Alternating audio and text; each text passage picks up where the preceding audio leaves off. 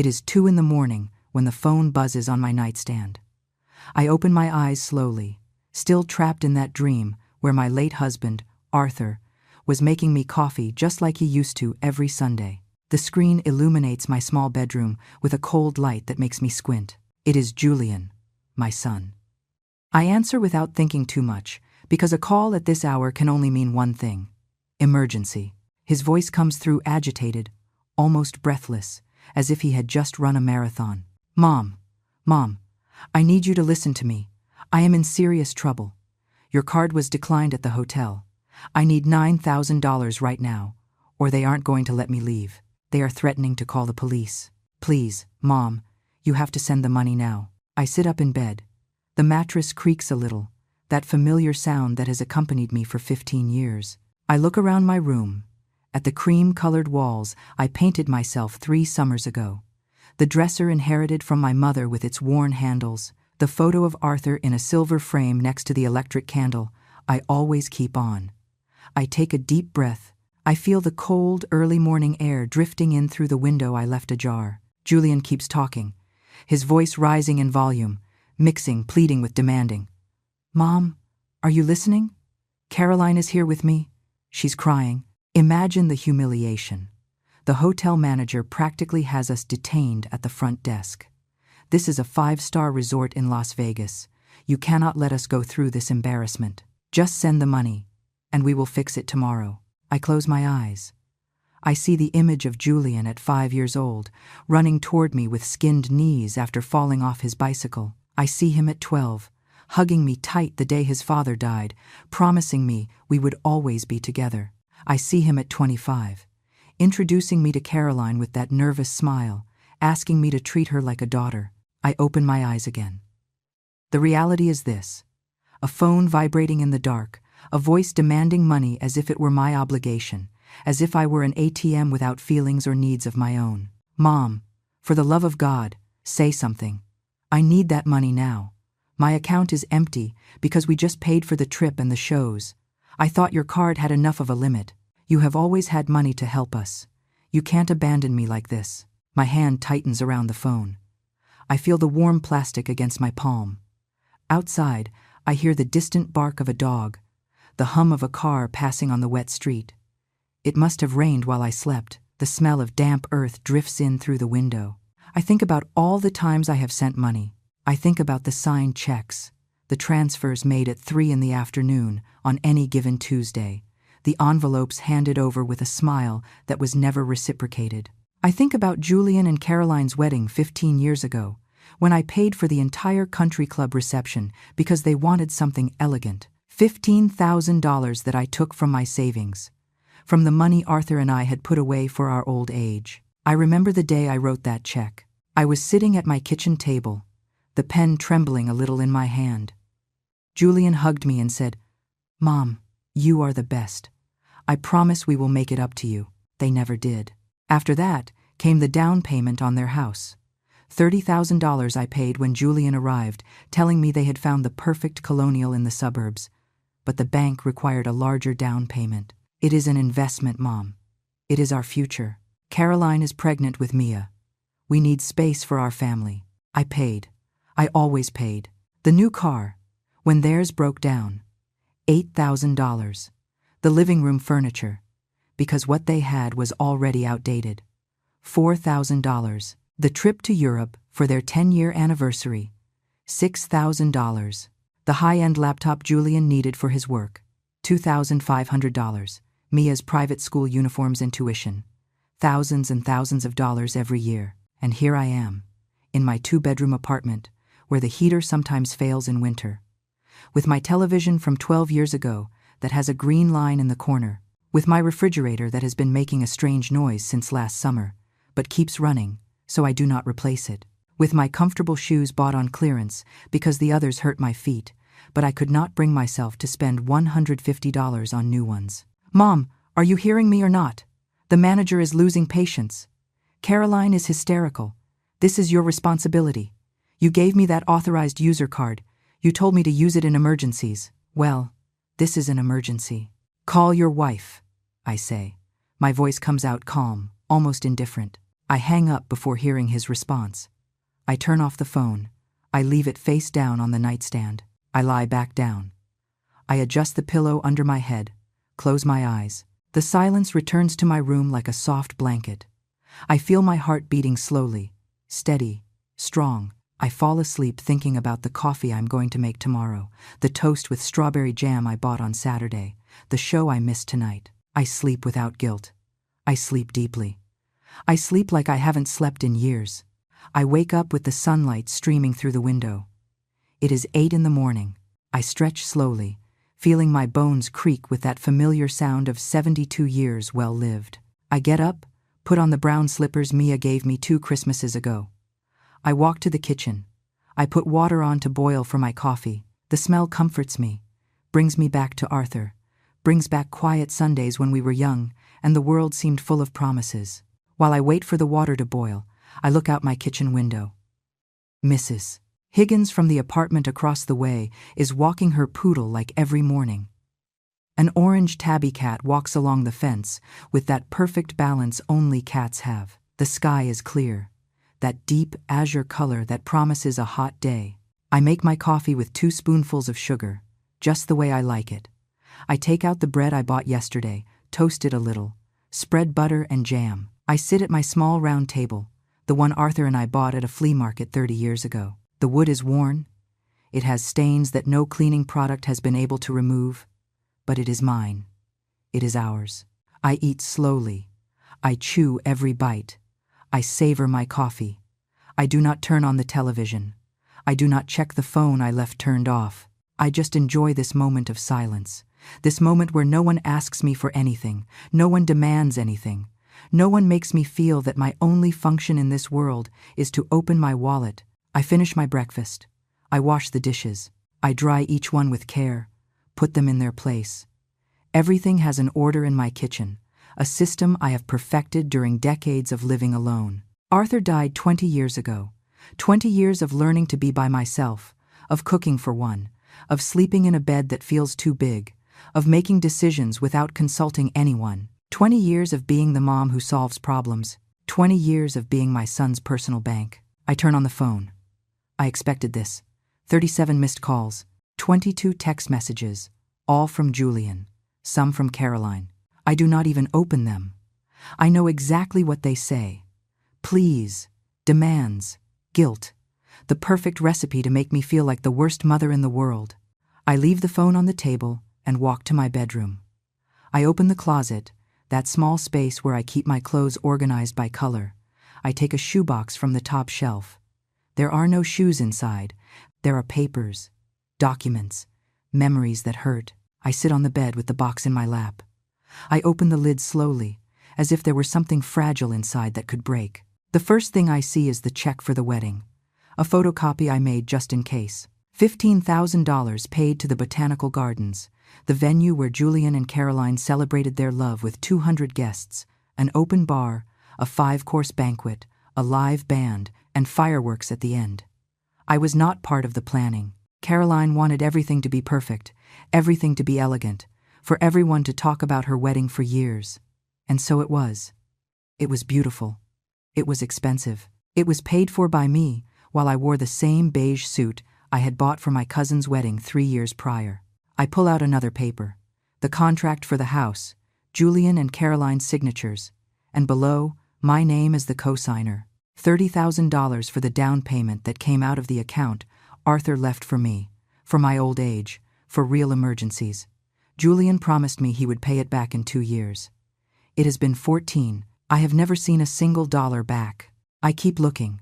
Transfer receipts, one from March of last year, $3,000 for roof repairs, one from July, $2,500 for the car, one from October, $1,800 for Mia's university books, one from December, $4,000 for the holiday parties because Caroline wanted to host a memorable dinner. I count mentally. I add up every paper, every receipt, every check. The numbers dance before my eyes. 60, 70, 80. I reach $120,000. $120,000 that I have given to my son in the last 15 years. Money that came out of my pension, from Arthur's savings, from the life insurance I collected when he died, from the overtime hours I worked as a secretary until I retired at 65. $120,000. And I have never received an invitation to dinner at their house. I have never received a birthday gift that wasn't bought at the last minute at a gas station. I have never received a hug that didn't come accompanied by a request for money. I put the papers back in the box. I close it. I put it back on the top shelf of the closet. I close the door, carefully. I look at myself in the mirror attached to the inside of the door. I see a 72-year-old woman, short, practical gray hair, deep wrinkles around the eyes and mouth, hands spotted by age with prominent veins, a body that has worked hard, that has given life, that has supported others while forgetting to support itself. I look into my eyes, those dark brown eyes that Julian inherited. I wonder when was the last time I really looked at myself. When was the last time I saw myself as something more than a provider, as something more than a solution to other people's problems? The phone vibrates in the other room. I am not going to answer. Not yet. I need this moment. I need this silence. I need this clarity I am feeling for the first time in decades. I leave my bedroom. I walk to the living room. I sit in my favorite armchair, that olive green one that Caroline hates. It is old, I know. The cushions are sunken in the places where I sit the most. The fabric is worn on the arms, but it is comfortable. It is mine. No one else wants it, so no one is going to take it from me. I pick up the remote. I turn on the television. I put on the news channel. I need to hear something.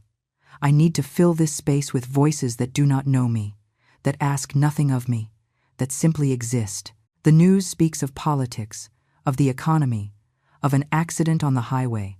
I listen halfway. My mind is elsewhere. It is in that hotel in Las Vegas where my son and daughter-in-law are having a difficult moment. A moment they created. A moment I am not going to solve. The phone rings again. This time it is a call, not a message. I look at the screen. It isn't Julian. It is an unknown number. A number with a Las Vegas area code. I answer. Good morning. Am I speaking with Mrs. Eleanor Brooks? Yes, this is she. Mrs. Brooks, this is Officer Miller from the Las Vegas Metro Police Department. I am calling regarding your son, Julian Brooks. He was detained this morning for theft of services. The resort pressed charges after he and his wife attempted to leave the premises without settling a bill of $9,200. Officer Miller has a firm but polite voice. He explains the situation with that professional tone used by people accustomed to delivering bad news. Julian and Caroline are being held at the station.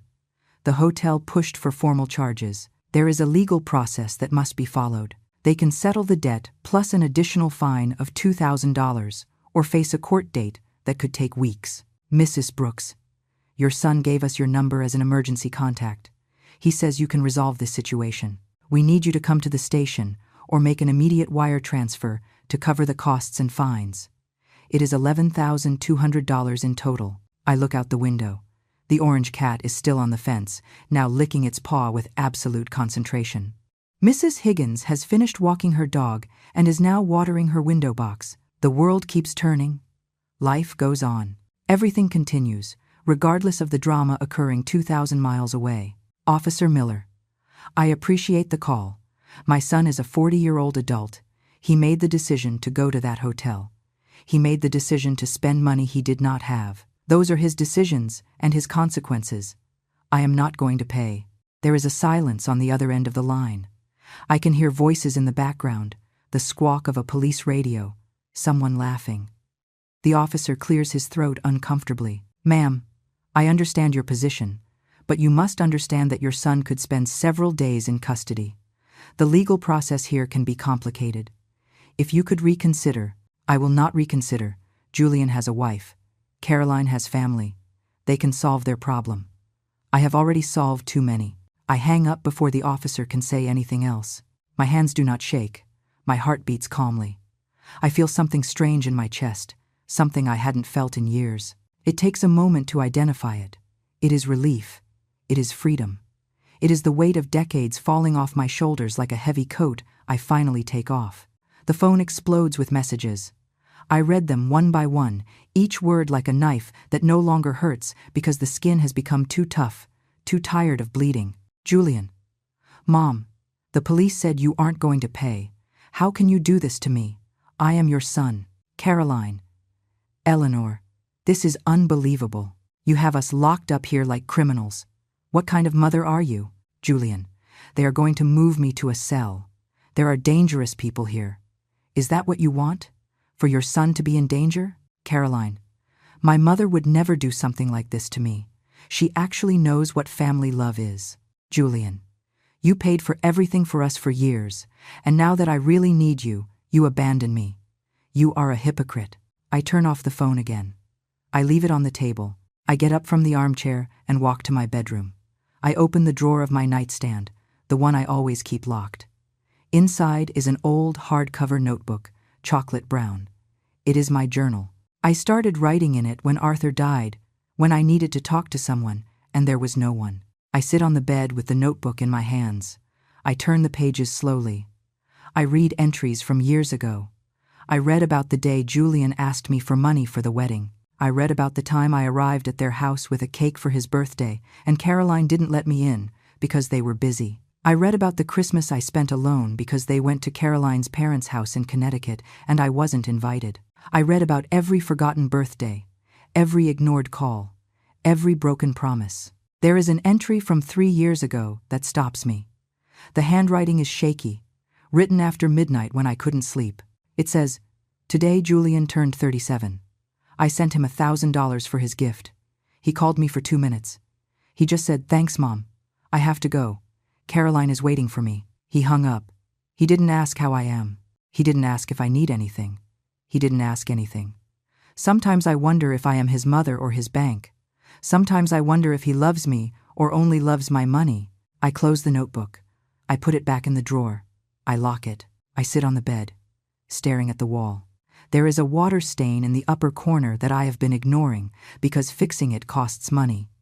Money I have used to fix other people's problems while my own roof falls apart. I get up. I walk to the living room. I take my purse. I take out my wallet.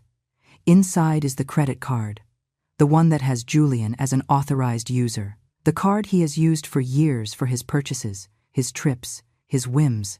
The card that was just declined in Las Vegas because I lowered the limit 2 months ago, tired of seeing charges he never consults me about. I pick up the landline in my living room. I dial the bank number printed on the back of the card. An automated voice gives me options. I press numbers until I hear a human voice. "Good afternoon. This is Sandra from customer service. How can I help you?" "Good afternoon, Sandra. My name is Eleanor Brooks. I need to cancel an authorized user card associated with my account." "Of course, Mrs. Brooks. Can you provide the number of the card you wish to cancel?" I give her the number. I hear the clicking of a computer on the other side. Perfect. I see here that this card is in the name of Julian Brooks. "Are you sure you wish to cancel it?" "Completely sure." "Understood. The card will be canceled within the next 2 hours. Is there anything else I can help you with?" "Yes. I want to remove Julian Brooks as a beneficiary of any automatic transfers I have set up on my account." "Let me check.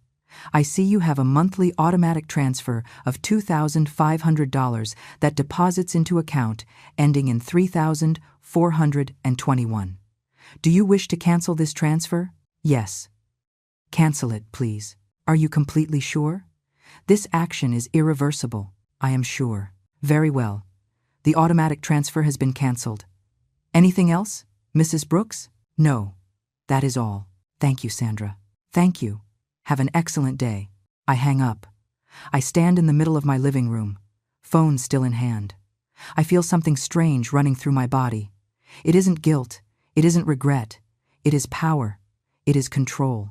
It is the sensation of finally taking the reins of my own life after years of letting others drive. I look at the wall clock Arthur bought on a trip to San Francisco. It is 11 in the morning.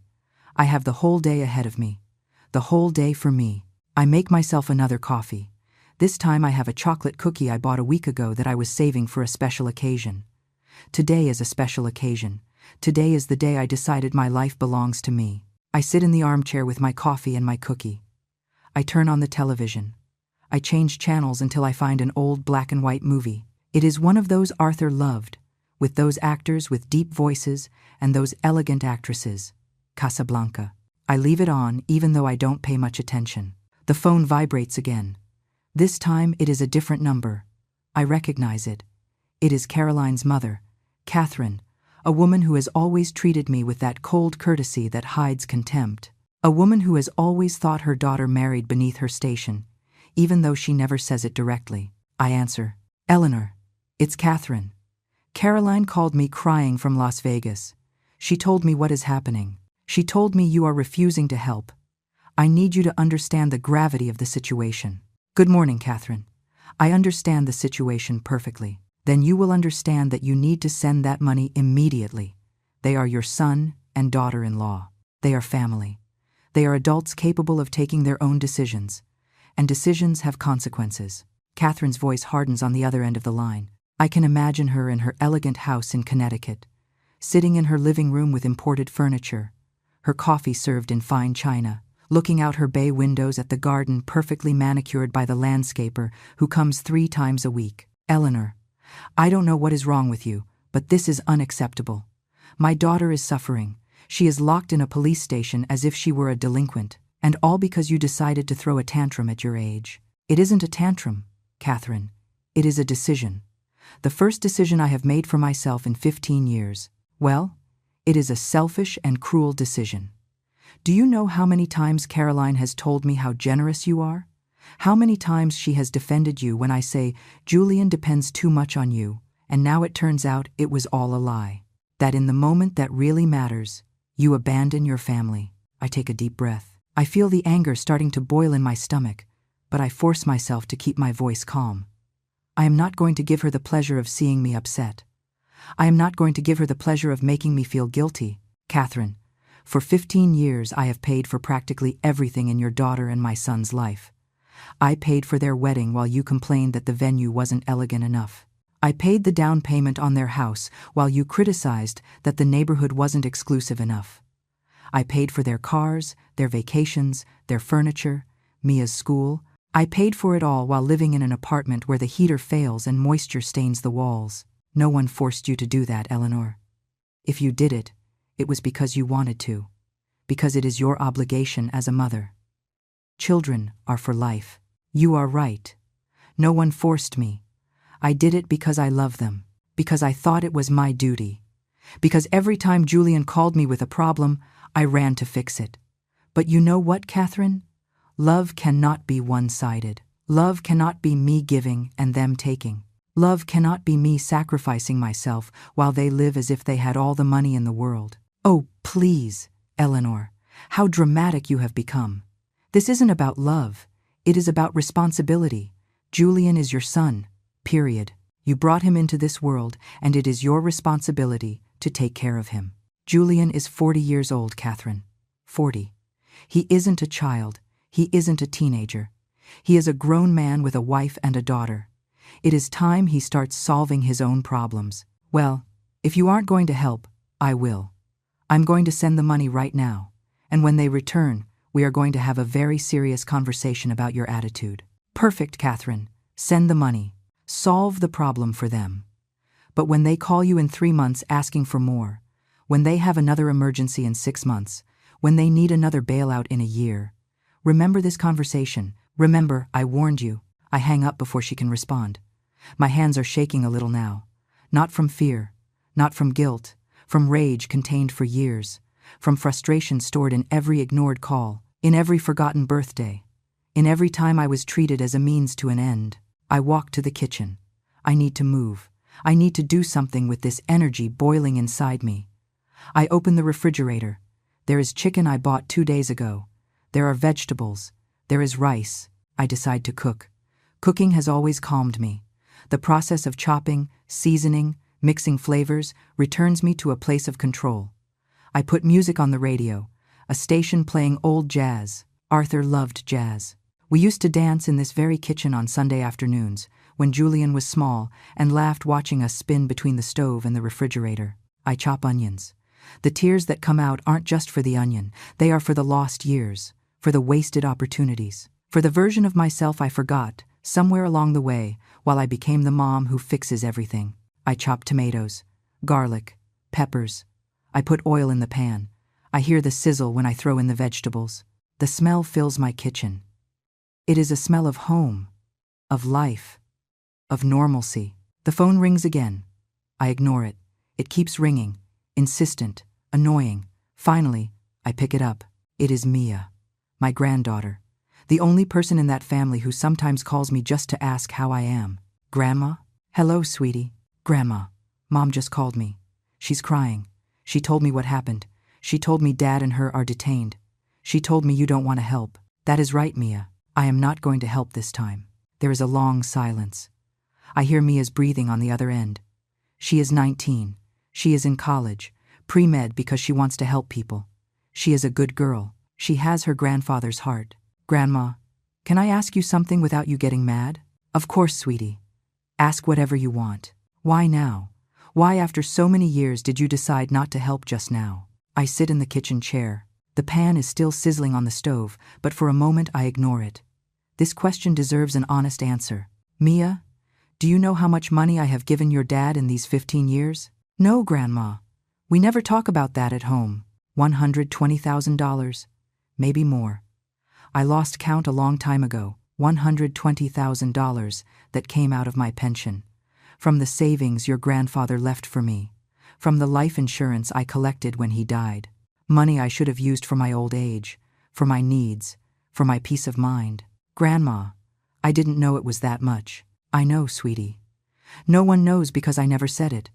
Because every time your dad called me, I just said yes.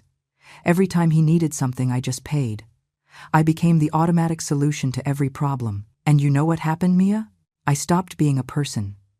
I stopped being Eleanor. I became Julian's mom, Mia's grandmother, Caroline's mother-in-law. But never myself. I hear a soft sob on the other end of the line. Grandma, I am so sorry. I haven't treated you like I should have either. I also only call you when I need something, when I need money for books or to go out with my friends. I am just like them. No, sweetie, you are different. You at least call me on my birthday. You at least ask me how I am every once in a while. You at least see me as a person and not a bank. But it isn't enough, Grandma. I haven't been fair to you. None of us have. I turn off the stove. The vegetables are cooked. The aroma fills the kitchen, but I am no longer hungry. I get up. I walk to the window. The orange cat is no longer on the fence. Mrs. Higgins is no longer on her balcony. The world continues its course, indifferent to my personal drama. Mia, can I tell you something I have never told anyone? Of course, Grandma. Anything. When your grandfather died, I was devastated. Not just because I loved him, but because I realized I no longer had a purpose. Your parents were married. You were small, but they took care of you. I was alone in this apartment wondering what I was still here for. And then your dad started asking for help. First a little, then more. And more. And I clung to that because it gave me a purpose. It made me feel necessary. It made me feel useful, Grandma. But being necessary is not the same as being loved, Mia. Being useful is not the same as being valued. It took me 20 years to understand that. It took a call at 2 a.m. demanding $9,000 to finally see it clearly. Your dad doesn't love me. He needs me. And there is a huge difference between those two things. Grandma, I do love you. I swear. I know, sweetie, and I love you. But I need you to understand something. What I am doing isn't to punish your dad. It isn't to make him suffer. It is to save myself. It is to recover what is left of my life before it is too late. What are you going to do, Grandma? I am going to live, Mia. I am going to live for me. I am going to use my money on myself. I am going to do the things I always wanted to do, but put off because there was always someone else who needed that money. I am going to travel. I am going to buy new clothes. I am going to fix up my apartment. I am going to go to the theater. I am going to eat in restaurants. I am going to live. That sounds fair, Grandma. I think you deserve it. Thank you, sweetie. That means a lot to me. Grandma, one last thing. Grandma Catherine already sent the money. Dad and Mom are going to get out today. They are coming back tomorrow. And they are going to be furious with you. I know, Mia. I am prepared. Do you need me to come see you? Do you want me to be there when they arrive? No, sweetie. This is something I have to face alone. But thank you for asking. Thank you for caring. I love you, Grandma. I love you too, my girl. Take care. I hang up. I stay standing by the window with the phone in my hand. The sun is already high. It is hot. It is a beautiful day, a perfect day to start over. I spend the rest of the day in a strange calm. I finish cooking my meal. I serve myself a generous plate. I eat slowly at my table, savoring every bite as if it were the first time I tasted real food. I do not turn on the television. I do not check the phone. I just eat in silence, listening to the sounds of my building. The woman upstairs dragging furniture, the children next door playing and laughing, the daily life that has always been there, but that I never stop to listen to. After eating, I wash the dishes. I dry each one with care. I put them away. I clean the stove until it shines. I sweep the kitchen floor. I do all these mundane tasks with an almost ceremonial attention, as if every action were an act of reclamation. This is my space. This is my life. These are my decisions. When I finish in the kitchen, I walk to my bedroom. I open the closet again. This time, I do not take out the box of receipts. I pull out the old suitcase that is in the back. The suitcase Arthur and I used for our trips. It is covered in dust. It has stickers from places we visited together. San Francisco, the Grand Canyon, Cape Cod, modest but happy trips. Trips we stopped taking when Julian was born because all our money went to diapers and milk and school and clothes. I put the suitcase on the bed. I open it. It smells stale, like stalled time. Inside is a scarf Arthur gave me on our last trip together. I take it out. I hold it against my chest. The smell is gone, but the memory is there. The memory of his hands putting it around my neck. The memory of his smile when he told me that color looked beautiful on me. I put the scarf away again. I close the suitcase. I leave it on the bed. Tomorrow I am going to start planning. I'm going to decide where I want to go.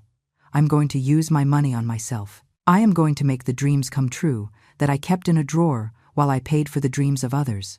The phone vibrates. It is a message from Julian. He is out. He is free. Thanks to Catherine. Thanks to someone else solving his problem. The message says, "Mom, we are out. We had a horrible time because of you. I hope you are happy. We arrive in the city tomorrow, and you are going to have to give a lot of explanations. I cannot believe you did this to us." I do not respond. I block the number. I know he will find other ways to contact me, but for now, I need this silence. I need this space without his demands, without his complaints, without his voice telling me I am a bad mother. I block Caroline's number and Catherine's too. I leave only Mia's. She is the only one who deserves direct access to me right now. I sit on the bed. I look around my room. The walls that need paint, the bedside lamp that flickers sometimes, the worn rug next to the bed. Everything needs renovation. Everything needs attention. Just like me. I take my laptop.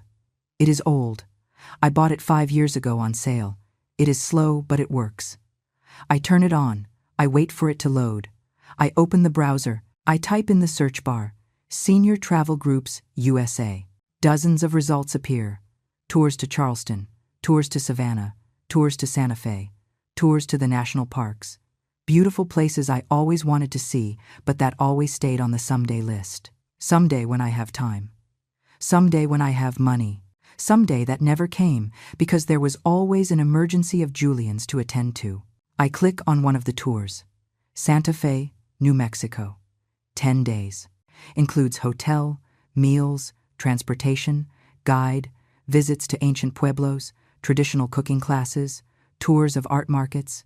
It costs $3,200. It is expensive.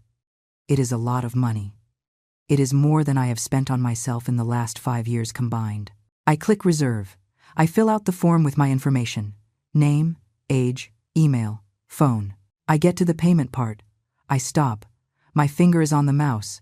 I just need to click. I just need to confirm the purchase. But something stops me. A little voice in my head. The same voice that has stopped me for years. The voice that says, what if Julian needs that money? What if there is a real emergency? What if you regret it? I close my eyes. I breathe deep. I hear another voice. A voice I had forgotten. Arthur's voice. The voice that told me every birthday, "Eleanor, you have to do something for yourself. You have to treat yourself. Life is short, my love. Don't wait until it is too late." I open my eyes. I click Confirm Purchase. I enter my credit card details. The one that no longer has Julian as an authorized user. The one that is only mine now. I click Pay. Processing. Processing. Processing. Purchase confirmed. I get an email. Booking confirmation. Santa Fe, New Mexico.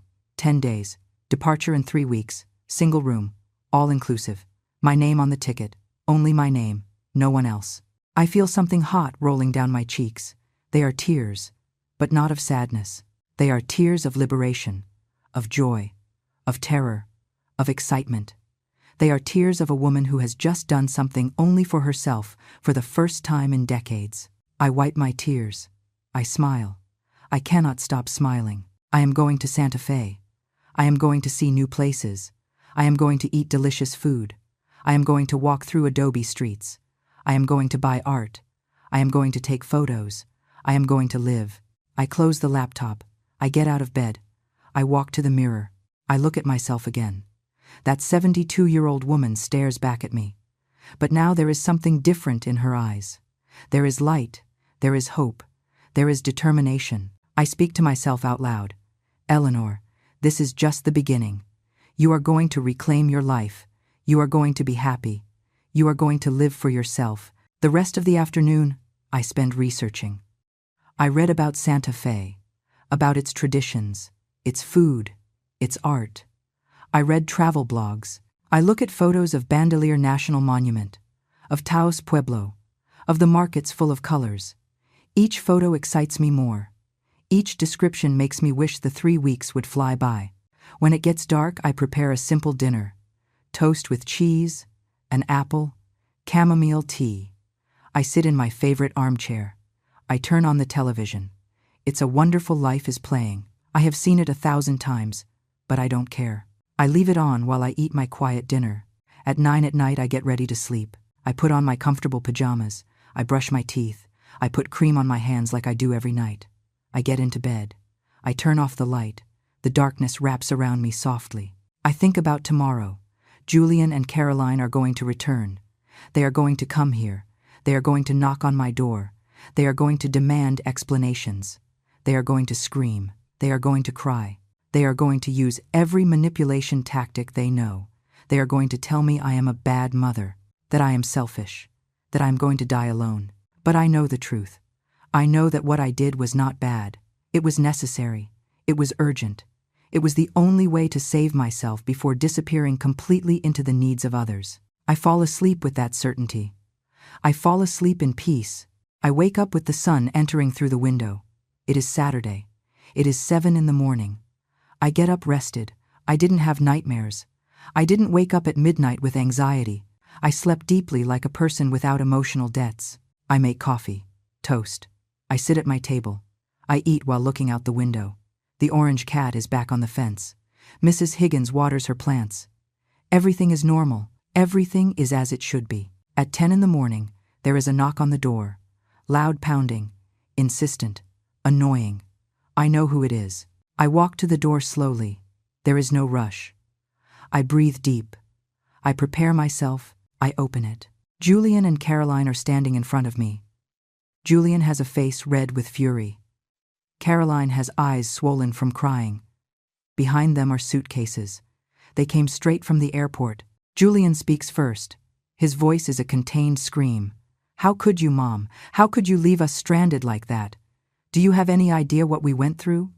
Do you have any idea of the humiliation?" "Good morning, Julian." "Good morning, Caroline. Come in." They stay standing without moving. They expected an apology. They expected tears. They expected the mom who always caves. They did not expect this calm. "Are you going to let us in or what?" Caroline says with a cutting voice. I step aside. They enter, pushing the suitcases. They stand in the middle of my living room, looking at me as if I were a stranger. And perhaps I am. Perhaps the Eleanor they knew no longer exists. "Sit down," I tell them. "We need to talk." "We don't want to sit," Julian says. "We want an explanation." We want to know what the hell happened to you. Why did you decide to ruin our vacation? Why did you decide to make us look like criminals? I sit in my armchair. I look at them. I really see them for the first time in a long while. Julian, with his expensive clothes, his brand-name shoes, his watch that I know cost more than $2,000. Caroline with her designer bag, her expensive sunglasses on her head, her ivory dress that probably cost more than what I spend on clothes in a year. I see them, and I see two people who have never had to worry about money, who have never had to choose between paying the electric bill or buying medicine, who have never had to wear the same clothes for years because they cannot afford new ones. Julian walks from one side of my living room to the other like a caged animal. His steps are heavy, furious. Caroline sits on the edge of the sofa with her arms crossed, looking at me with that expression of superiority she has always had, as if I were the maid who committed an unforgivable error. I am going to ask you one more time, Mom, Julian says, stopping in front of me. Why didn't you send the money? Why did you leave us locked up there like criminals? What kind of mother does that? I adjust myself in my armchair. I cross my hands on my lap. I look them in the eye without blinking. My voice comes out calm, firm, without a tremor. The kind of mother who is tired. The kind of mother who finally realized she has spent 15 years being used. The kind of mother who decided her life matters too. Used, Caroline repeats with a bitter laugh. How dramatic, Eleanor. No one has used you. You have helped your family because that is how it is done. Because that is what mothers do. Mothers also deserve respect, Caroline. They also deserve consideration. They also deserve to be treated like people and not cash dispensing machines. Oh, please, she says, rolling her eyes. You have always had more than enough. You have always been able to help us. Why now, all of a sudden, do you turn into this selfish person? I get up from the armchair. I walk to my bedroom. They stay in the living room, not knowing what to do. I return with the shoebox, the box containing all the receipts, all the checks, all the evidence of 15 years of giving without receiving. I put the box on the coffee table. I open it. I take out the papers one by one. I lay them on the table, forming a mosaic of sacrifice. Do you see this? This is the check for your wedding. $15,000. This is the receipt for the down payment on your house. $30,000. This is the transfer for the car. $8,000. This is the trip to Europe. $6,000. This is the laptop. The furniture. The tuitions. The emergencies. The vacations. The whims. Julian approaches the table. He looks at the papers with a furrowed brow. Caroline remains on the sofa, but I can see her face change color. I keep taking out papers. I keep putting evidence on the table. Each receipt is a stab in my heart, but it is also a liberation. It is the truth exposed. It is the reality I never wanted to face. $120,000, I say finally. That is what I have given you in 15 years. $120,000 that came out of my pension, from your father's savings, from the life insurance that was supposed to protect my old age. Julian picks up one of the papers. He looks at it as if it were the first time seeing it. Maybe it is. Maybe he never stopped to think where the money came from. Maybe for him it was always something infinite, something that simply existed without consequence. Mom, he starts to say. But I interrupt him. Do you know how many times you have invited me to dinner at your house in these 15 years, Julian? 3 times. 3 times in 15 years. Do you know how many times you have called me just to ask how I am, without asking for anything? I can count them on one hand. Do you know when was the last time I received a birthday gift that wasn't bought in a rush at a gas station? I don't remember because it has been too many years. That isn't fair, Caroline says, standing up from the sofa. We have busy lives. We have responsibilities. We can't be calling you all the time. But you can call me when you need money. Then you have time. Then you remember I exist. Julian drops the paper on the table. He runs his hands through his hair. I see something in his face I hadn't seen before.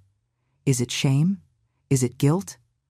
I am not sure. Mom, I know we have depended on you a lot. I admit it. But I always thought you did it because you wanted to. You never told me it bothered you. You never said no. And that is the problem, Julian. I never said no because I was afraid. Afraid you would stop calling. Afraid you would cut me out of your life. afraid of being completely alone. So I kept saying yes, I kept paying, I kept sacrificing, until I became a shadow, until I forgot who Eleanor was beyond being your mom. I walked to the window. I need space. I need air. The orange cat is still on its fence. Mrs. Higgins is folding laundry on her balcony. Life goes on outside regardless of the drama occurring in my living room. When your father died, I continue speaking without turning to see them. I was destroyed, not only because I lost him, but because I realized I no longer had a purpose. You two were married. Mia was small, but you took care of her. You didn't need me anymore, or so I thought. But then you started asking for help and I clung to that. It gave me a reason to go on. It made me feel useful. It made me feel necessary. I turn to face them again. The tears finally start to fall, but I don't wipe them away. Let them see. Let them see the pain I have carried in silence for years. But necessary is not the same as loved. Useful is not the same as valued. It took me 20 years to understand the difference.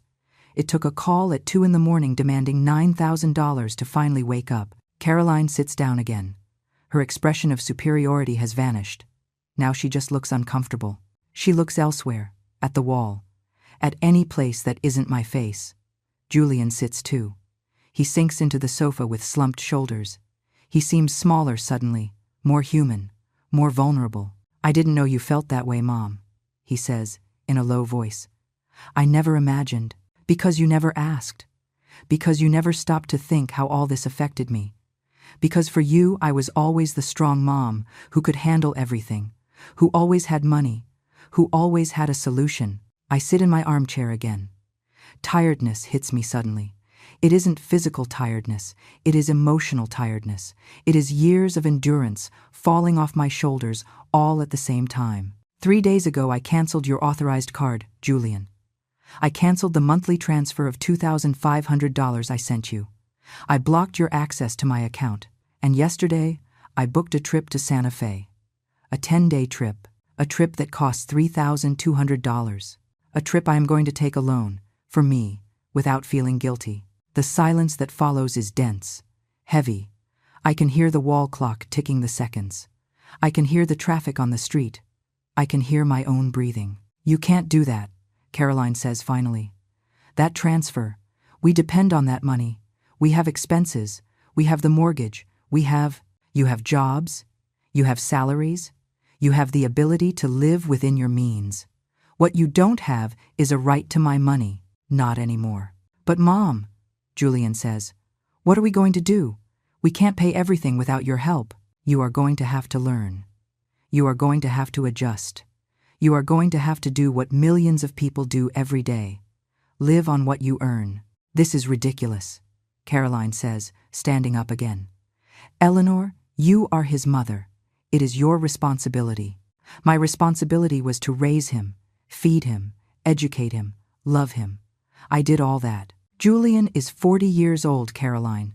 40. My responsibility ended a long time ago.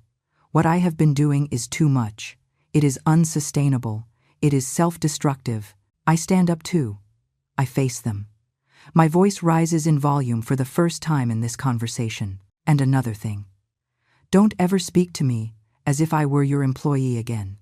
Don't ever treat me as if my only value were financial. If you want to have a relationship with me, it is going to be a real relationship. With respect, with reciprocity, with true love, or there is going to be no relationship. Julian stands up. He walks toward me. For a moment I think he's going to hug me, but he stops halfway, as if there were an invisible wall between us. Mom, what if we need you? What if there is a real emergency? Then you are going to have to solve it like adults. You are going to have to use your savings. You are going to have to get a loan. You are going to have to make sacrifices, like I have done for years. Caroline grabs her bag. She walks to the door. She turns before leaving. You are going to regret this, Eleanor. You are going to end up alone. You are going to realize you need your family more than your family needs you. Her words are designed to hurt me, to make me doubt, to make me feel guilty. And they do hurt, but not as much as it hurt waking up every morning feeling empty. Not as much as it hurt watching my bank account dwindle while my purpose evaporated. Maybe you are right, Caroline. Maybe I end up alone. But I prefer to be alone and at peace than accompanied and miserable. I prefer to be alone with dignity than surrounded by people who only see me as a resource. Caroline leaves, slamming the door. Julian stays standing in the middle of my living room. We look at each other in silence. I see tears in his eyes. They are the first tears I've seen from him since he was a child. "I'm sorry, Mom," he says with a broken voice. "I'm sorry I didn't realize. I'm sorry I used you. I'm sorry I didn't value you. I am sorry too, Julian. I am sorry I didn't set boundaries sooner. I am sorry I allowed this to go so far. I am sorry I wasn't more honest with you about how I felt." He comes closer. This time he does hug me. It is a clumsy hug, uncomfortable, filled with years of emotional distance. But it is something. It is a beginning, or maybe it is an end. I am not sure yet. He pulls away. He wipes his tears with the back of his hand. "I need time to process this, Mom. I need to think. I don't know what I need." "Take all the time you need, Julian. I am not going anywhere. Well, I am going to Santa Fe in 3 weeks, but after that, I will be here, waiting to see if we can build something real, something honest, something not based on money." He nods. He walks to the door. He stops with his hand on the knob. "Mom, I do love you. I mean it, not just because I need your money. I love you for real. I love you too, Julian. I have always loved you. That is why it is so important that this changes, because love cannot be unilateral. Love requires balance." He nods again. He leaves. I hear his steps going down the stairs. I hear him walking away. I stay standing in the middle of my living room, surrounded by papers, surrounded by evidence, surrounded by my past. I close the door. I lean against it. I let the tears flow freely now. I cry for the lost years. I cry for the damaged relationship. I cry for the woman I was and no longer want to be. I cry for the woman I will be and haven't met yet. I cry until there are no more tears, until my body is empty of everything except exhaustion. I crawl to my bedroom. I throw myself on the bed without taking off my clothes. I close my eyes. I sleep deeply. I wake up hours later. It is already night. The room is dark. I get up slowly. My body aches as if I had run a marathon. I walk to the kitchen. I make tea. I sit at the table with the steaming mug between my hands. The phone vibrates. It is a message from Mia. "Grandma," Dad called me. He told me what happened. "I am proud of you. I know it was hard, but you did the right thing. I love you." I smile for the first time all day. I reply, "Thank you, sweetie. Your support means everything to me. I love you too." I drink my tea slowly. I look out the window into the night. The city lights shine in the distance. I hear the constant murmur of traffic. Life continues. The world keeps turning. And I am still here. Stronger, clearer, more myself. The following days pass in a kind of fog. Julian doesn't call. Caroline doesn't call. It is the longest silence we have had in 15 years. At first, it scares me. It makes me doubt. Did I do the right thing? Was I too harsh? Did I lose them forever? But then I remember the box of receipts. I remember the $120,000. I remember the sleepless nights worrying about how I was going to pay my own rent after sending them money. I remember the loneliness of birthdays spent alone, and the guilt fades. 1 week after the confrontation, I am at the grocery store buying vegetables when I see an older woman. She must be near 80. She is alone, choosing tomatoes with care, putting them in her canvas bag. She has completely white hair pulled back in a bun. She wears thick glasses. Her clothes are simple but clean, well cared for. I watch her while she pays for her groceries. She smiles at the cashier. They exchange a few words. She laughs. It is a genuine laugh. Free. She walks away slowly but with dignity, with purpose. I think, I want to be like her. I want to reach 80 years old, laughing at the grocery store, feeling complete, feeling at peace. I do not want to reach 80 years old, resentful, empty, broken, for having given everything without keeping anything for myself. I finish my shopping. I return to my apartment. I put everything away with care. I make my lunch. I eat calmly. I wash the dishes. Everything is routine. Everything is normal. But there is something different. There is lightness. There is room to breathe. In the afternoon, I sit with my laptop. I review the itinerary for the Santa Fe trip. I read about every place we are going to visit: Bandelier, the ancient cliff dwellings in the canyon; Taos Pueblo, the multi-story adobe buildings; the Georgia O'Keeffe Museum; the art markets; the traditional cooking classes. Each description excites me more. I make a list of things I need for the trip: comfortable clothes for walking, good shoes, a new backpack because the one I have is frayed, a sun hat, sunscreen, a camera because the one on my phone isn't very good. I look at the list. Everything adds up to near $500. The Julian of before would have used that on one dinner. The Caroline of before would have spent that on a pair of shoes. But for me, it is an investment. It is taking care of myself. It is preparing for something that is only mine. The next day, I go shopping. I go to an outdoor apparel store. A young saleswoman approaches. "How can I help you, ma'am?" I tell her about my trip. Her eyes light up. How exciting. My grandma travels alone too and says they are the best experiences of her life. She helps me choose comfortable pants, shirts that breathe, a vest with many pockets. Everything is practical, but good quality. I try everything on. I look in the mirror. I look like a traveler, like an adventurer, like someone who is alive. I pay with my card without feeling guilt, without hearing the little voice that says, "That money could be sent to Julian." That voice finally fell silent, finally went away. Then I go to a shoe store. I find ones perfect for walking. The salesman explains about arch support, cushioning, durability. I try them on. I walk around the store. They are comfortable. They are perfect. They cost $150. 6 months ago, I would have walked out of the store. I would have said my old shoes still worked. I would have saved those $150 for Julian's next emergency. But today I buy them. I buy them without hesitation. Back home, with my bags in hand, I feel different. I feel lighter, stronger, more present, as if I were finally inhabiting my own life instead of observing it from the outside. That night I receive a call from Mia. "Grandma, can I come see you tomorrow? I want to talk to you." "Of course, sweetie. Come whenever you want." The next day, Mia arrives early. She brings pastries from a bakery she knows I like. I hug her tight. She smells of fresh perfume, of youth, of the future. We sit at the kitchen table. I make coffee. We cut the pastries. We eat in silence for a moment. Comfortable. Easy. "Grandma, I came to ask for your forgiveness," she says finally. "Forgiveness? Why, sweetie?" "For having been part of the problem, for having asked for money so many times, for not having valued what you did for us, for not seeing that you were sacrificing yourself." I take her hand across the table. Her fingers are young, smooth, without the age spots that cover mine. "Mia, you are different. You at least call me. You at least ask how I am. You see me as a person." "But it isn't enough, Grandma. I should have done more.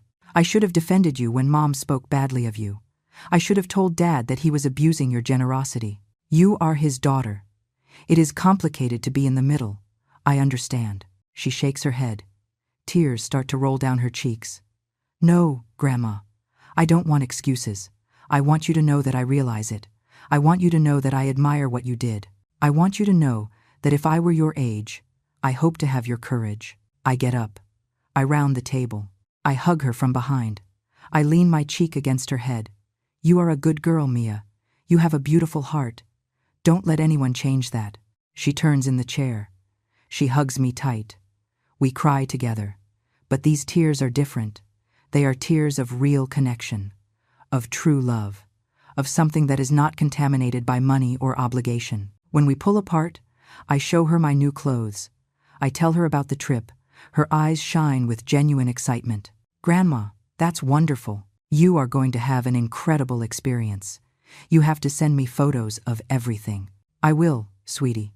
I promise to keep you updated on every moment." She stays the whole morning. We talk about her school, about her dreams of being a doctor, about her boyfriend who seems to be a nice boy, about her friends, about life. We talk like we haven't talked in years, like grandmother and granddaughter, like friends, like women. Before leaving, she gives me an envelope. "Don't open it until I leave." I hug her again. I watch her go down the stairs. I see her disappear. I return to my apartment. I open the envelope. Inside is a handmade card. It has flowers painted with watercolors. Inside it says, "Grandma, here is $200. It is all I have saved. I want you to use it on your trip. Buy yourself something nice. Eat in a fancy restaurant. Do it for me. Do it for you. I love you more than words can express. Your granddaughter, who admires you, Mia." I sit in the armchair with the card in my hands. I read the words over and over. $200. For a college student, it is a fortune. It is sacrifice. It is real love. I cry again. But these are good tears. Tears that heal, tears that rebuild. I put the card in a special place, on my nightstand, next to Arthur's photo, next to the things I love most, the things I value most. The days pass. The date of the trip approaches. Julian has not called. It has been 2 weeks since the confrontation. 2 weeks of silence. Sometimes I wonder if he is ever going to call. If we are ever going to be able to rebuild something. But then I remember that I cannot control his decisions. I can only control mine. And my decision is to live. My decision is to be happy. My decision is to honor Arthur's memory by being the woman he wanted me to be. A complete woman. A happy woman. A free woman. 3 days before the trip, I am packing my suitcase when there is a knock on the door. I open it. It is Julian. He is alone. No Caroline. He has a tired face, red eyes as if he hasn't slept well. "Hi, Mom." "Hello, Julian. Can I come in?" I step aside. He enters slowly. He sits on the sofa without me asking him to. Julian sits on the edge of the sofa, hands between his knees, staring at the floor. He has the posture of someone defeated, of someone who has been thinking a lot, of someone who is finally facing uncomfortable truths. I sit in my armchair. I say nothing. I wait. I have learned that silence sometimes says more than 1,000 words. I have learned that sometimes the best thing is to let the other person find their way to the conversation. After what seems like an eternity, Julian looks up. His eyes meet mine. I see something there I hadn't seen in years. Vulnerability, honesty, maybe even shame. I've been thinking a lot, Mom. These 2 weeks have been the hardest of my life. Caroline is furious. She says you ruined our lives. She says you are selfish and cruel. But I can't stop thinking about everything you said. About all those papers you put on the table. About the $120,000. He pauses. He runs his hands over his face. When he speaks again, his voice cracks. "I had never added it up, Mom. I never stopped to think how much we had asked you for over the years. For me, it was always just another help, just another favor. I never thought about the total. I never thought about what it was costing you." I bite my tongue. I want to interrupt. I want to say I know. That's why I did what I did. But I hold back. I let him continue. "This is important. This is necessary. I talked to my boss a week ago. I asked him for a raise. He told me it isn't possible right now. So I went home and sat down with Caroline. I told her we had to make a budget, that we had to see exactly how much we earn and how much we spend. She didn't want to. She said it wasn't necessary. That you were going to come to your senses. That everything would go back to normal." He makes another pause. This one longer. I see how he struggles with the words. How he looks for a way to say something that clearly hurts. But I insisted, "Mom, we made the budget, and you know what we discovered? That without your monthly transfer, without your constant help, we are in the red. That we have been living way beyond our means for years. That the only reason we haven't gone under is because you have been sustaining our life with your money." He gets up from the sofa, walks to the window, stays standing there, looking out, hands in his pockets. I felt like a failure, Mom. Like a 40-year-old man who can't support his family without his mother's help. Like a child who never grew up. Like someone who has been using the person who loves him most. I get up too. I walk toward him. I stand by his side in front of the window. The orange cat is on the fence again. Always there, constant, reliable. You aren't a failure, Julian. You are someone who made mistakes. You are someone who got used to having a safety net that was too comfortable. You are someone who needs to learn to live within his means. But you are not a failure. He turns toward me. Tears run freely down his face now. He doesn't try to hide them. He doesn't try to wipe them away. Mom, I need to tell you something. Something I should have told you a long time ago. Forgive me. Forgive me for using you. Forgive me for not valuing you. Forgive me for treating you like a bank instead of my mother. Forgive me for all the forgotten birthdays, for all the ignored calls, for all the times I only showed up when I needed something. I hug him. I hug him tight like when he was a boy, like when he fell off his bike, like when he cried for his father. I hug him and feel his body shake with sobs. I forgive you, Julian. I forgive you because I love you, because you are my son, because I know you can change, because I know deep down you have your father's heart. We stay there hugged for a long time. I don't know how many minutes pass. It doesn't matter. This moment is important. This moment is healing. This moment is the beginning of something new. When we finally separate, Julian wipes his face with his shirt sleeve. He breathes deep. He looks at me with red but clear eyes. Mom, I want you to know something. I talked to Caroline last night. I told her things have to change, that we are going to sell the new car and buy a used one, that we are going to cancel the gym memberships we never use, that we are going to cook at home instead of eating out 5 times a week, that we are going to live on what we earn. And what did she say? She wasn't happy. She said, "You are brainwashing me, that I am choosing you over her." But I told her it isn't about choosing. It is about doing the right thing. It is about being responsible adults. I sit in my armchair again. Julian sits on the sofa. There is less tension now. There is more openness. There is possibility. Julian, I want you to understand something.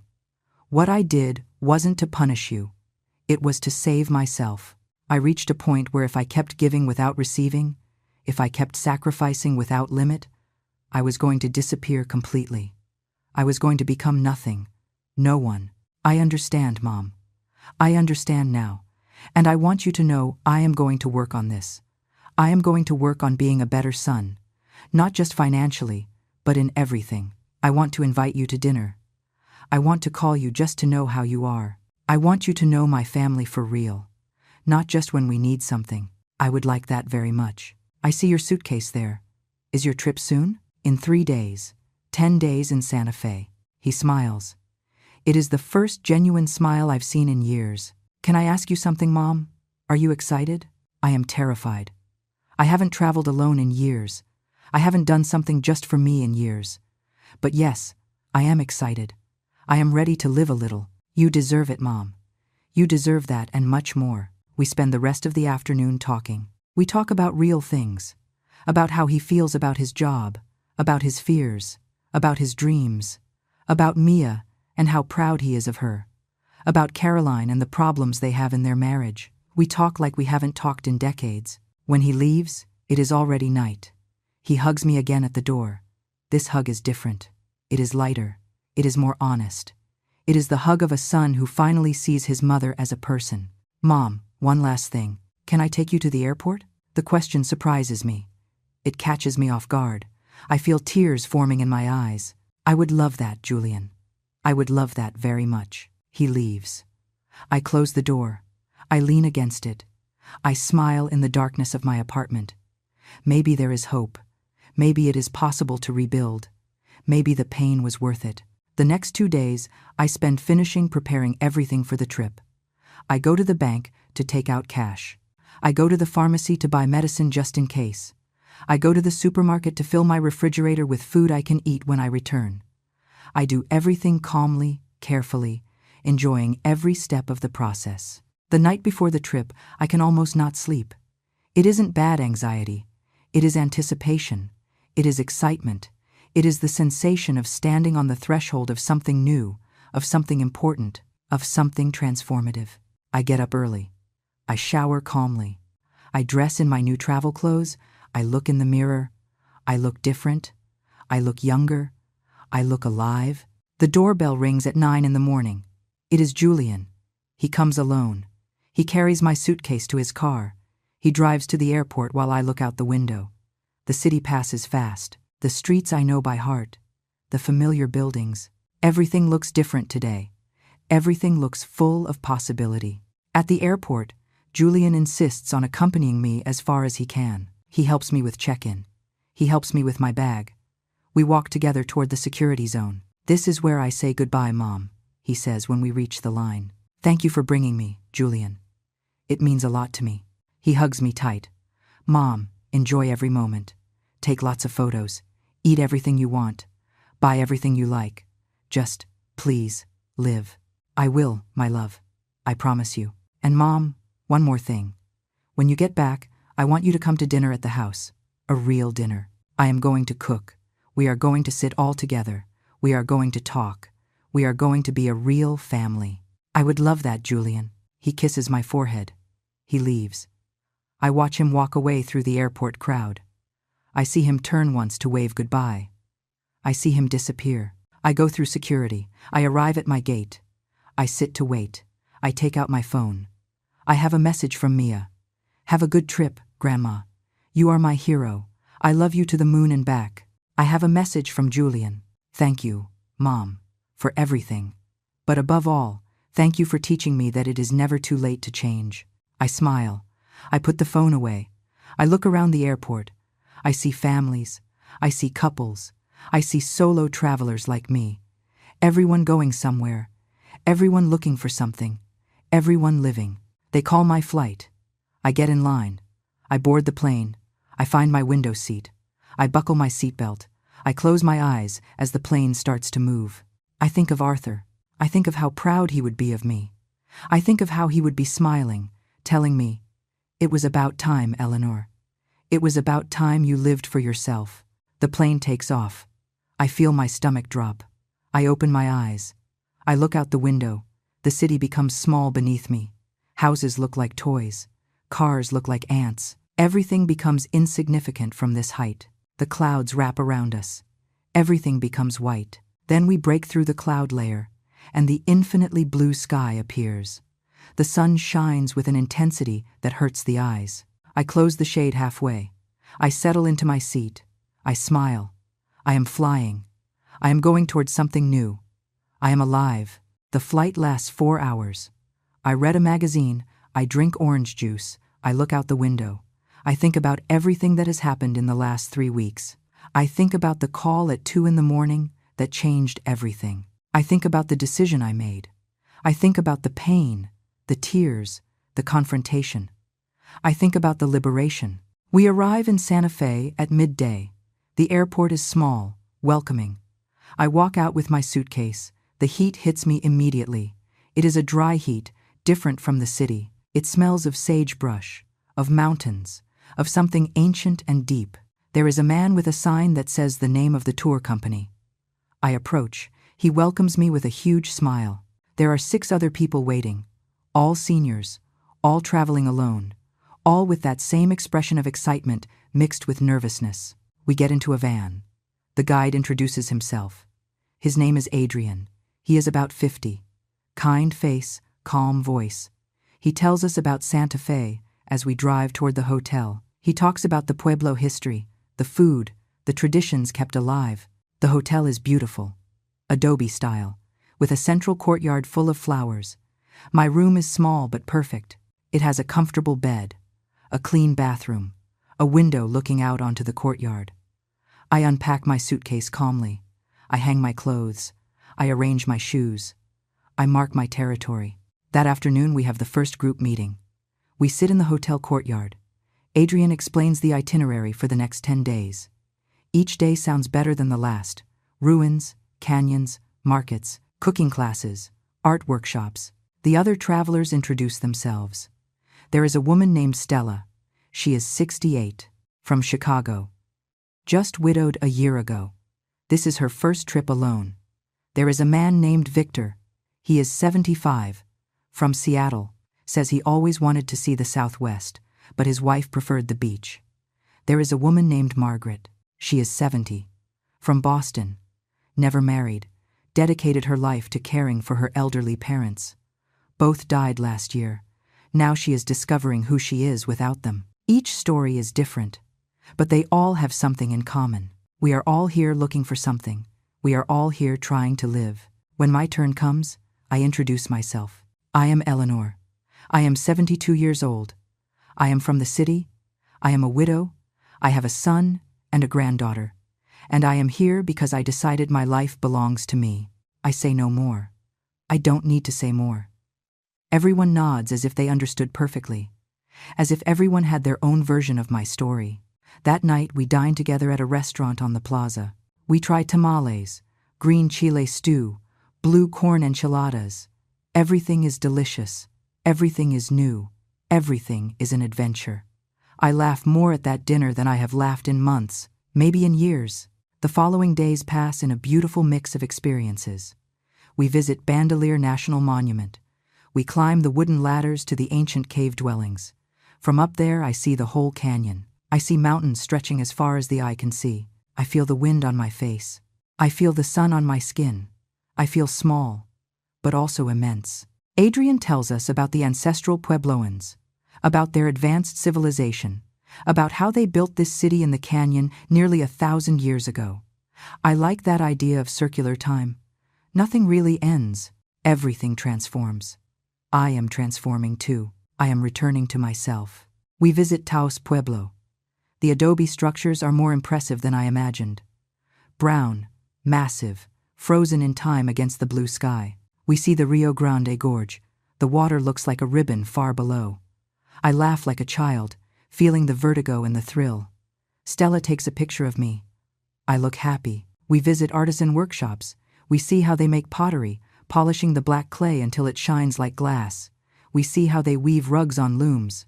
I buy gifts, for Mia, for Julian, for myself. I buy a hand-carved wooden owl. It is painted with impossible colors, turquoise, pink, and yellow. The artisan tells me the owl represents wisdom. It represents seeing in the dark. I hold it carefully. This owl is mine. This owl is me. We take the traditional cooking class. We learn to make red chili sauce. It has so many ingredients. Each one must be roasted, ground, mixed at the exact moment. The cook tells us the sauce is like life, complicated, requires patience. But the result is worth every second of effort. We spend the evenings on the plaza. We sit on the benches under the trees. We watch families walking. We watch children running. We watch couples in love. We watch life in all its splendor. One night, Margaret tells me her full story.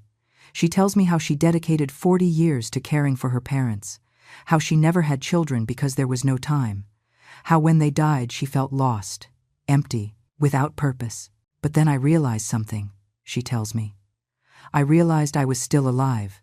I still had time. I could still do things. This is my 5th trip in 2 years, she says with pride. And every trip gives me back a piece of myself, a piece I thought was lost forever. I hug her. I cry on her shoulder. She cries on mine. We don't need words. We understand.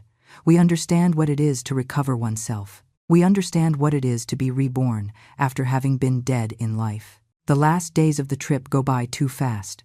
We visit the Loreto Chapel with its miraculous staircase. It has no center support. It has survived for over a century. I put my hand on the wood. I feel the smooth texture. I feel the faith holding it up. I think, I am going to survive too. I am going to keep standing. The last night we have a farewell dinner. We all share what this trip meant to us. Victor says he found joy again. Stella says she found courage.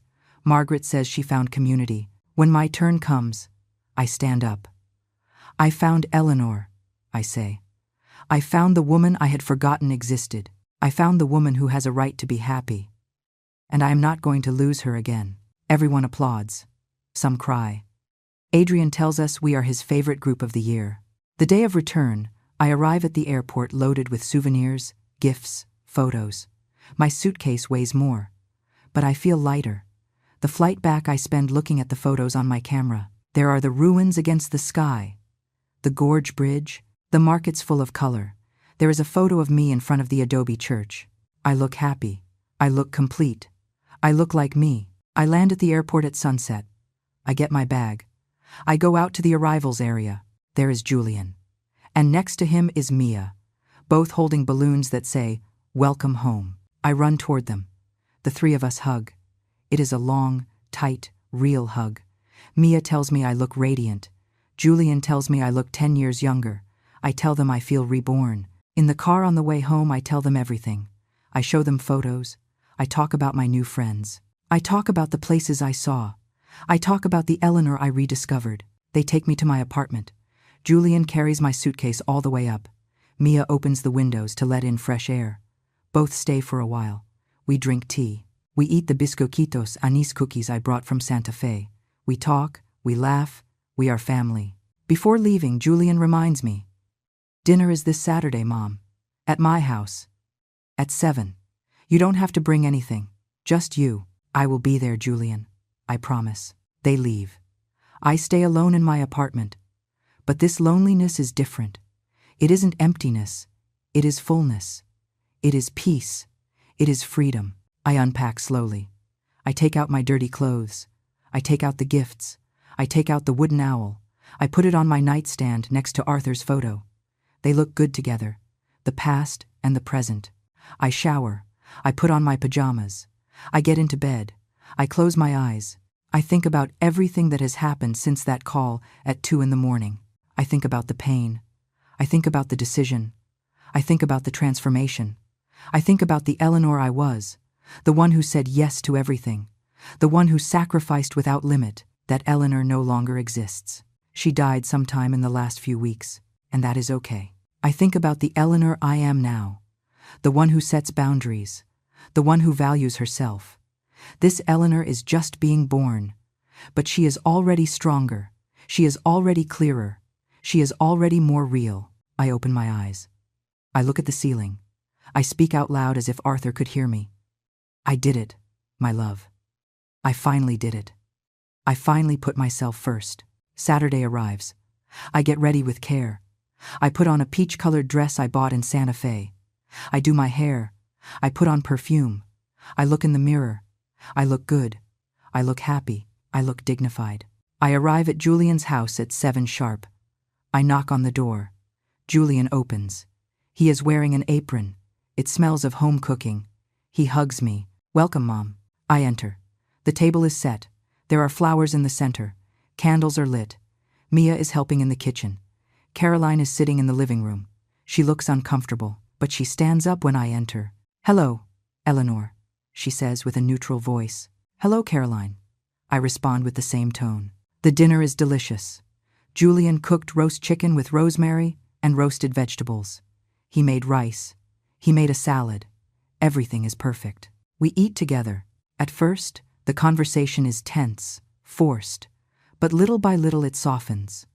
Mia talks about her classes. Julian talks about a new project at work. He talks about how he is learning to manage his money better, how they sold the luxury SUV and bought a sensible sedan, how they are eating at home more. Even Caroline talks a little. She says she started looking for a job, that she has been at home too long, that she needs something of her own. She doesn't look at me when she says this, but she says it, and it is something. After dinner, we stay in the living room. I drink tea. They drink coffee. I show them the printed photos from Santa Fe. I tell them stories behind every image. When I leave, Julian walks me to the car. Thanks for coming, Mom. I know it wasn't easy. It wasn't easy, Julian. But it was important. And I am willing to keep trying if you are too. I am, Mom. I promise you. We are going to be a better family. I hug him one last time. I drive home with a full heart. It isn't perfect. There is still pain. There is still work to do. But there is hope. There is possibility. There is real love trying to bloom. That night before sleeping, I write in my journal. I write about the trip. I write about the dinner. I write about everything I have learned. And at the end, I write this. Today, I do not need permission to live. Today, I do not need to sacrifice myself to be loved. Today, I understand that true love does not cost everything. True love gives and receives. True love respects and values. I close the journal. I turn off the light. I fall asleep smiling. Tomorrow is a new day, and I am a new Eleanor. An Eleanor who finally loves herself as much as she loves others. An Eleanor who is finally alive.